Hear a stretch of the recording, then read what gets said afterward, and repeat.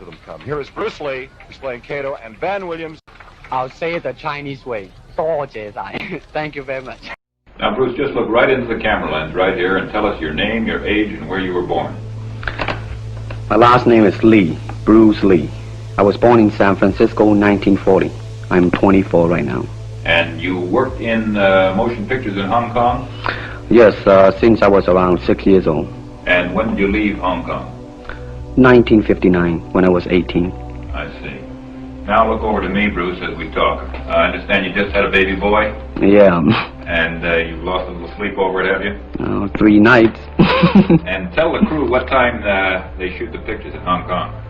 Well, it's mostly in the morning because it's kind of noisy in Hong Kong, you know, around 3 million people there. And so every time when they have picture, it's mostly, say, around 12 a.m. to 5 a.m. in the morning. I see. They'd love that there. And you went to college in the United States? Yes. And what did you study? Philosophy. I see. Now, you told me earlier today that karate and jiu-jitsu are not the most powerful of the best forms of Oriental fighting. What is the most powerful of the best form? Well, it's bad to say the best, but in my opinion, I think Kung Fu is pretty good. Would you tell us a little bit about Kung Fu? Well, Kung Fu is originated in China. It is the ancestor of karate and jiu-jitsu. It's more of a complete system and it's more fluid. By that I mean it's more flowing. There is continuity in movement instead of one movement, two movement, and then stop. Would you look right into the camera lens and explain the principle of a glass of water as it applies to Kung Fu? Well, Kung Fu, the best example would be a glass of water. Why? Because water is the softest substance in the world, but yet it can penetrate the hardest rock or anything, granite, you name it.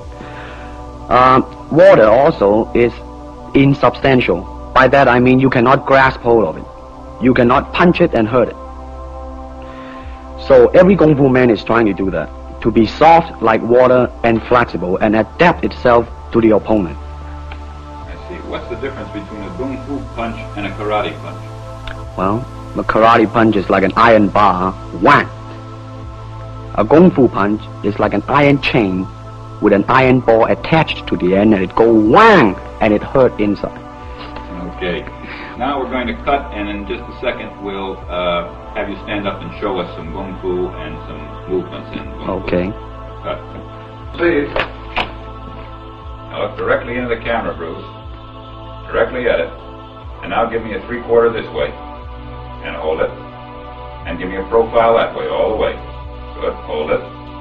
Now come back to a profile on the other side. And hold that.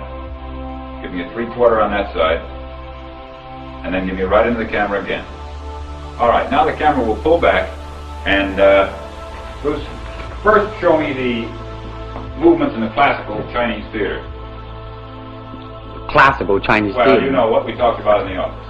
How they walk and how they start to move. Well, in Chinese opera, they have the warrior and then the scholar. The way the warrior walk will be something like this.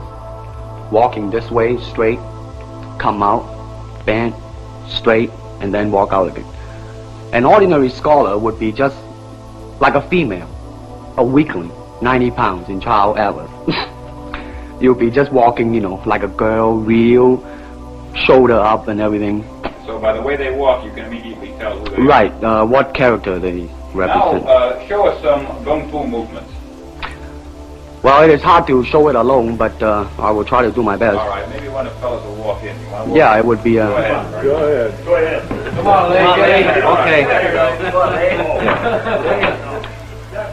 Although accidents do happen, but you know, there are various kind of strikes. It depends on where you hit, then what weapon you will be using. To the eyes, you would use fingers. Don't worry. I will. To the eyes, or straight at the face, from the waist, everything on. Hold it just a minute. Let's move this gentleman around this way so you're doing it more into the camera. Okay, swell. And then there is band arm strike, using the waist again into a back fist. And let's have the assistant director back up just a way. Okay, go ahead. Continue. And then, of course, Kung Fu is very sneaky. You know, the Chinese, they always hit low. From high, go back to the groin. Don't worry. Now turn around the other way with you, Bruce. Okay. Yeah. And, Would you want him? Yes. These are just natural reactions. That's Right. That is natural. Right into the camera. Cheat into the camera a little bit and show this again. All right. Go ahead. There is the finger jab. There is the punch. There is the back fist and then low. Of course, then they use leg. Straight at the groin. Or come up. Or, if I can back up a little bit, they start back from here and then come back. All right. It's kind of worried. He has nothing to worry about. Now, once again, show us how a good Kung Fu man would very coolly handle it and walk away, rather than get involved in a series of actions. Cut it. Sound. Okay. Speed. Now, Bruce, so that we can clearly see what you're doing this time, we'll face the fact that there's nobody there. Show me now the difference between Jiu-Jitsu, which is long and involved, and Kung Fu, which is very quick if you have an opponent.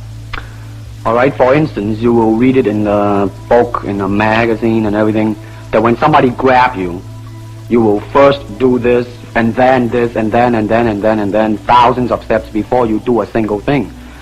Of course, these kind of magazine would teach you to be feared by your enemies and admired by your friends and everything. But in Kung Fu, it always involves a very fast motion. Like, for instance, a guy grabbing your hand. It's not the idea to do so many steps. Step him right on the instep. He'll let go. This is what we mean by simplicity. Same thing in striking and in everything. It has to be based on a very minimum motion so that everything would be directly expressed. One motion. And he's gone. Doing it gracefully. Not to go, yelling and jumping all over him, but to do that. Excuse me. Okay, now show me once again just a few movements there. Well, Kung Fu can be practiced alone or with a partner. Practicing alone, they involve forms. Some imitate a crane, a monkey, a praying mantis. This is a crane form. Let's start off.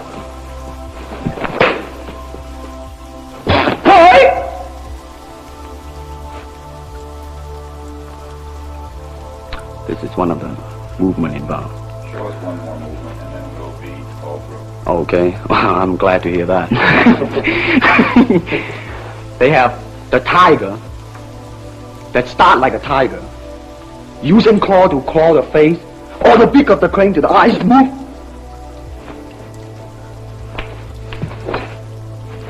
This is some of the movement involved. Thank you very much. Thank you very much.